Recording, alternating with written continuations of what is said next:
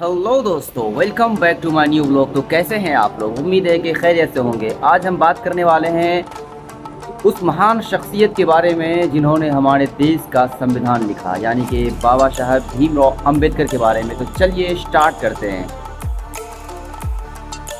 आज हम बाबा साहब भीमराव अंबेडकर की उन ज़िंदगी के पहलुओं पे नज़र डालेंगे जो उनकी ज़िंदगी पे आई और वो तंग आए और उनके साथ इस देश ने किस तरह का बर्ताव किया, किस तरह का सलूक किया। आज हम इस छोटे से वीडियो में आज आपको यही दिखाने वाले हैं। तो चलिए स्टार्ट करते हैं। और चलिए स्टार्ट करते हैं नंबर 1 से कि युग पुरुष। भारत में सदियों से बहुजन समाज अन्याय व गुलामी का शिकार रहा है। समय समय पर समाज सुधारकों ने उनमें मुक्ति दिलाने का प्रयास किया। युग पुरुष डॉक्टर अंबेडकर ने गुलामी को जड़ से उखाड़ फेंका। उन्होंने मानवतावादी संविधान लिखकर समाज को नया जीवन दिया। इस फोटो में आप जितने भी पिक्चर देख रहे हैं, इन्होंने अपने अपने वक्त में जो है उनके साथ इस देश ने जो बर्ताव किया, उन सबको मिटाने के लिए हर किसी ने अपना अपना प्रयास किया। लेकिन जब बाबा साहब भीमराव अम्बेडकर आए तो उन्होंने इन सारी चीज़ों को जड़ से उखाड़ के फेंक रखा है।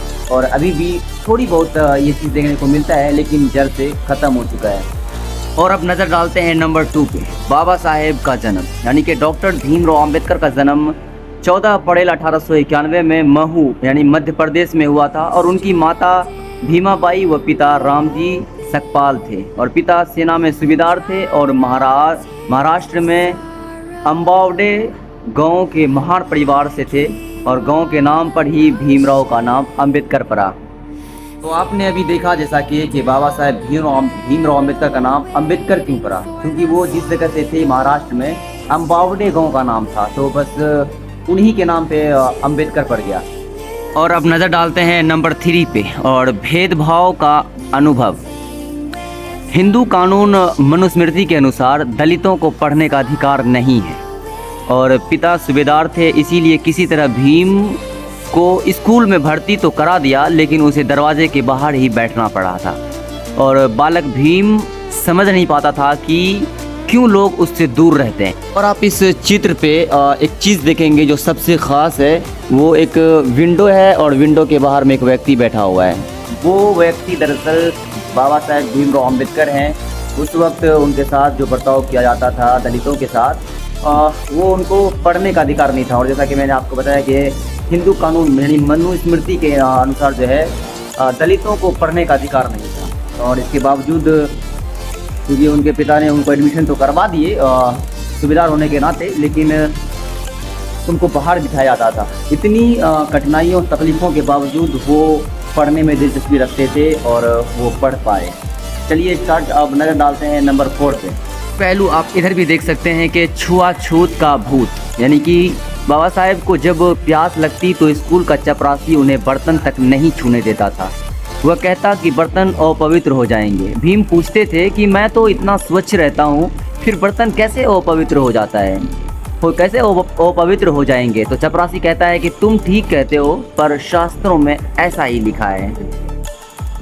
और अभी आपने देखा जैसा कि बाबा साहेब भीमराव अम्बेडकर के साथ छुआछूत की भी जो है उनके साथ बहुत परेशानियां आई। जब वो स्कूल में पढ़ने जाते थे और उनको प्यास लगती थी तो चपरासी उन्हें बर्तन भी टच नहीं करने देते थे। वो कहते थे कि इनको अगर तुम छुओगे तो ये अपवित्र हो जाएगा। बाबा साहेब पूछते थे कि मैं तो इतना साफ रहता हूँ, फिर कैसे? वो कहते हैं कि हमारे शास्त्रों में ऐसा ही लिखा था।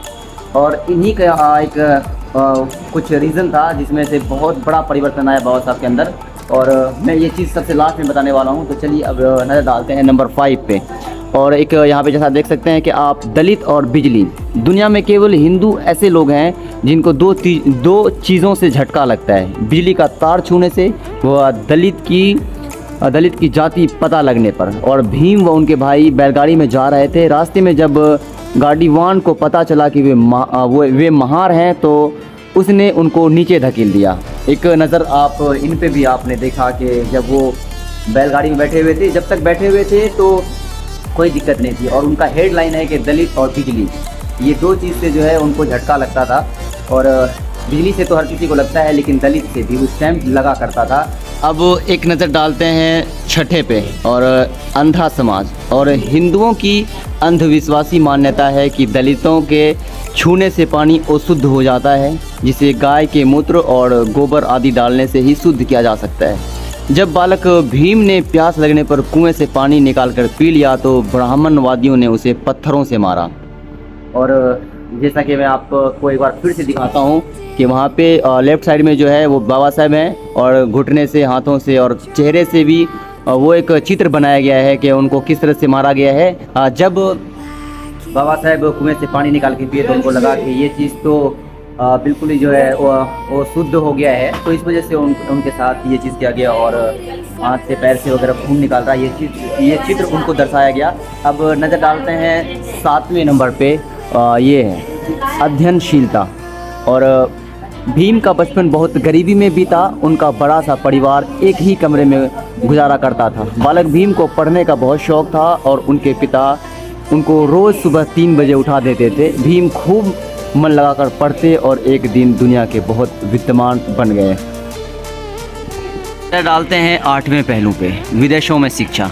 और भीम की योग्यता से प्रभावित होकर महाराजा गायकवाड़ ने उनके उच्च शिक्षा के लिए अमेरिका भेज दिया। वहाँ छुआछूत नहीं थी, वहाँ जाति से नहीं योग्यता से आदमी की इज्जत की जाती थी। और वहाँ भीम को अच्छा माहौल मिला और वे रोज़ 18 घंटे अध्ययन करते थे।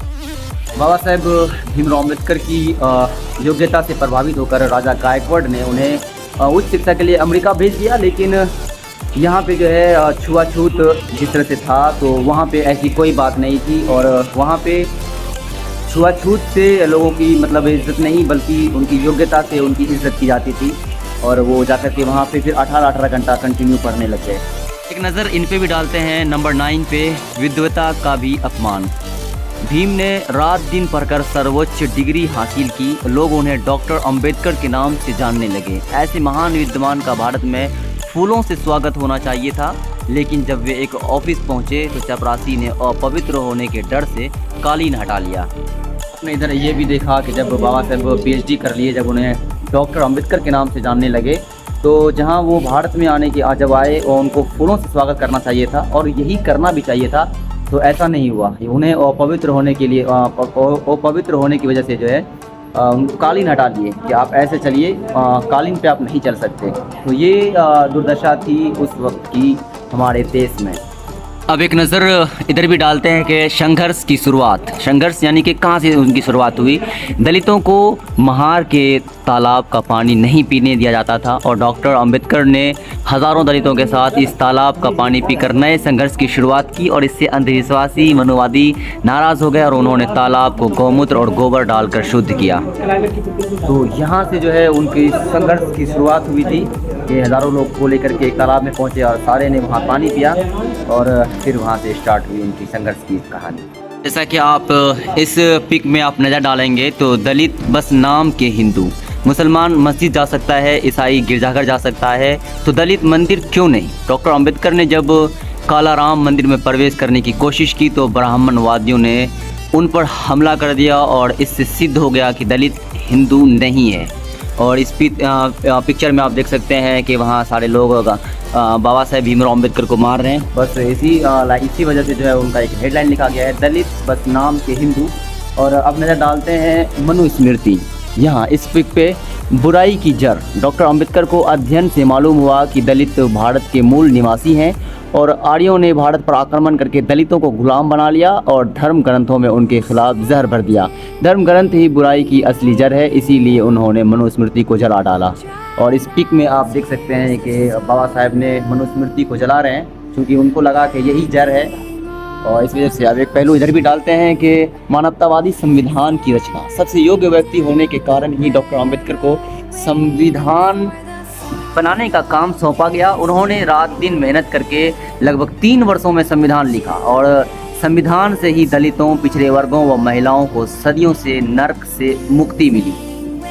क्योंकि बाबा साहेब भीमराव अम्बेडकर इतने टैलेंटेड थे, इस वजह से जो है उनको संविधान लिखने का कार्य सौंपा गया। और 3 साल में उन्होंने जगह जगह विदेशों में घूम करके उन्होंने संविधान को लिखने का कार्य पूरा किया। तो एक पहलू अब इधर भी डालते हैं।